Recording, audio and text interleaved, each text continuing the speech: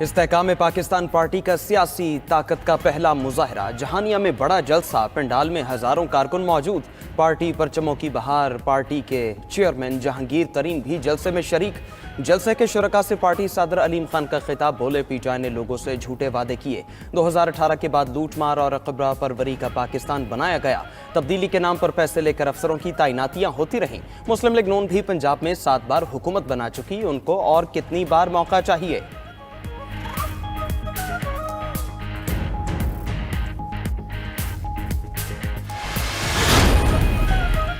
सियासत मुल्क की खिदमत के लिए होती है, लड़ाई के लिए नहीं। चेयरमैन पीटीआई ने सबसे बड़ा झूठ बोला।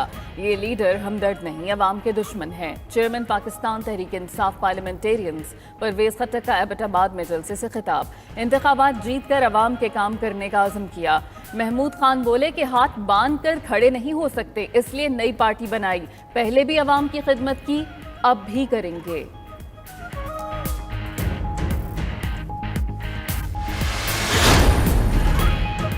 इलेक्शन कमीशन को हल्का बंदी पर एतराज़ात मौसूल होने का सिलसिला जारी। मुल्क भर से हल्का बंदी पर 1324 एतराज़ात मौसूल हो चुके। पंजाब में 672, सिंध 228, खैबर पख्तूनख्वा 29, बलोचिस्तान 124 और इस्लामाबाद में 7 एतराज़ात जमा। तर्जुमान के मुताबिक इलेक्शन कमीशन 1 नवंबर से इन एतराज़ात पर समात शुरू कर देगा। बेंच बना दिए। एतराज़ात की समात के बाद 30 नवंबर को हल्का बंदी की हतमी इशाअत कर दी जाएगी।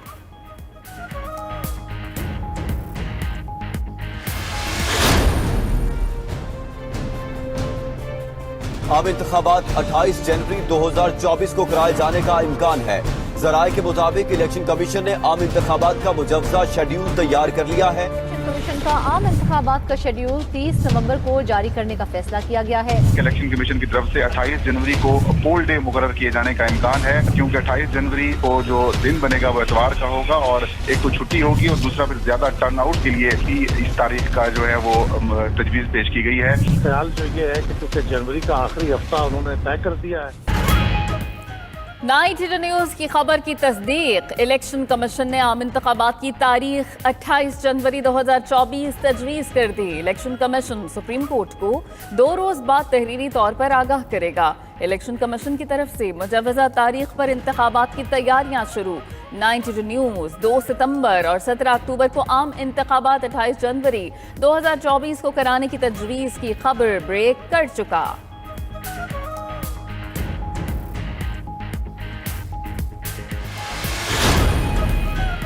निगरान हुकूमत आई तो मईशत मुश्किलात का शिकार थी। मईशत की बेहतरी के लिए इक़दाम किए जा रहे हैं। निगरान वज़ीर ख़ज़ाना शमशाद अख्तर की मीडिया से गुफ्तगू। बोली इंटरबैंक में डॉलर के मुकाबले में रुपया मुस्तहकम हुआ। गैर कानूनी सरगर्मियों के खिलाफ कार्रवाइयाँ जारी हैं। डॉलर स्मगलिंग की रोकथाम के लिए सिक्योरिटी इदारों ने बेहतरीन काम किया।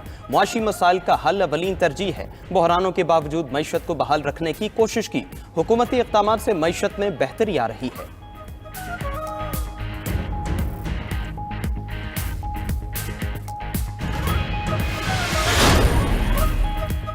पंजाब असम्बली में गैर कानूनी भर्तियों का केस। लाहौर की मकामी अदालत ने साबिक वज़ीर आला पंजाब चौधरी परवेज इलाही का मजीद 2 रोज़ा जिस्मानी रिमांड दे दिया। एंटी करप्शन हुकाम परवेज इलाही को लेकर वापस रवाना। परवेज इलाही के वकील ने मजीद जिस्मानी रिमांड की मुखालिफत की थी। परवेज इलाही ने खुद पर इल्जामात गलत करार दिए। कमरा अदालत में कहा कि कभी किसी से एक दमड़ी नहीं ली। उनसे रात को 41 लाख रुपए की रिकवरी की बात झूठ है। उन्होंने अवाम की खिदमत की सबसे ज्यादा नौकरियां दी।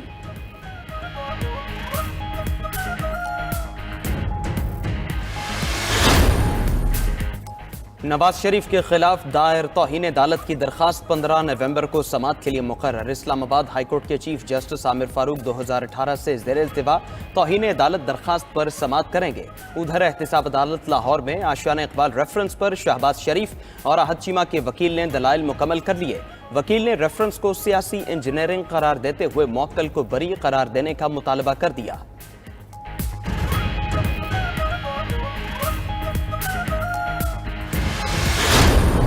दहशतगर्द इसराइल ने अक़वाम मुत्तहिदा को भी खातिर में न लाया।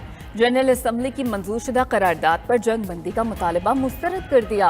صہیونی وزیر خارجہ نے ہرزہ سرائی کی کہ ہم حماس کو ایسے ختم کرنے کا ارادہ رکھتے ہیں جیسے دنیا نے نازیوں اور داعش کو کیا تھا. جنگ کے بعد غزہ کی نوعیت بدلی ہوگی. اقوام متحدہ کی جنرل اسمبلی نے جنگ بندی کی قرارداد بھاری اکثریت سے منظور کی.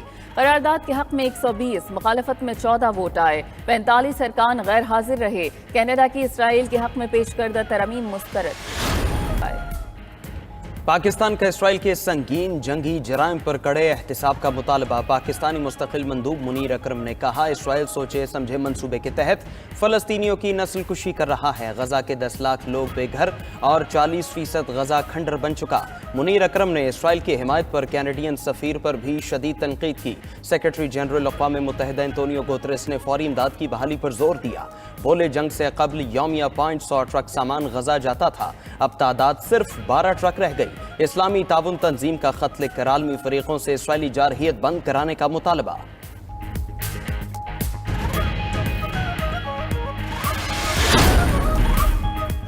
بھارتی مظالم کے اثرات آزاد کشمیر تک پہنچ گئے. 15 برس کا ضیاء مصطفیٰ جنوری 2003 کی صبح اپنے گھر سے نکلا لیکن کبھی لوٹ نہ پایا. راولاکوٹ کا ضیاء غلطی سے LOC پار کر گیا تھا. بھارت نے میٹرک کے طالب علم کو گرفتار کر کے جاسوسی کا الزام لگایا.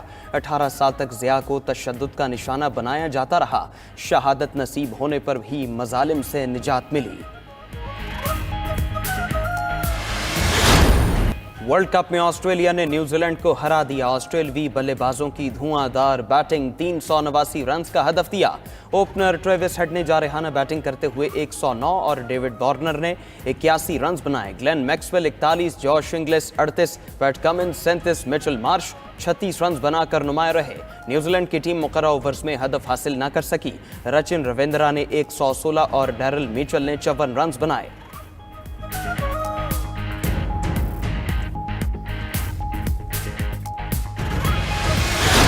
پاکستان کی مسلسل چوتھی شکست. ورلڈ کپ کے فائنل 4 کی دوڑ میں ان رہنا مشن امپاسبل بن گیا. جنوبی افریقہ نے قومی ٹیم کو سنسنی خیز مقابلے کے بعد 1 وکٹ سے ہرا دیا. پروٹیز نے 271 رنز کا ہدف 9 وکٹوں پر پورا کیا. پاکستانی بلے باز اہم میچ میں بھی کچھ خاص نہ کر پائے. کپتان بابر اعظم بھی 50 بنا کر چلتے بنے. کپتان بابر اعظم شکست پر مایوس. بولے ہم نے ٹورنامنٹ میں رہنے کا موقع ضائع کر دیا. DRS ہمارے ہاتھ میں نہیں. حارث کی گیند پر امپائر آؤٹ دیتا تو جیت ہماری تھی. اگلے 3 میچز جیتنے کی پوری کوشش کریں گے. ICC کے قوانین اور خراب امپائرنگ پر بھی سوالات اٹھنے لگے. پاک جنوبی افریقہ میچ کے بعد ماہرین اور شائقین کرکٹ کی تنقید. حارث رؤف کی گیند پر تبریز شمسی کو ناٹ آؤٹ اور ریویو پر امپائر کال برقرار رکھنا ناانصافی قرار.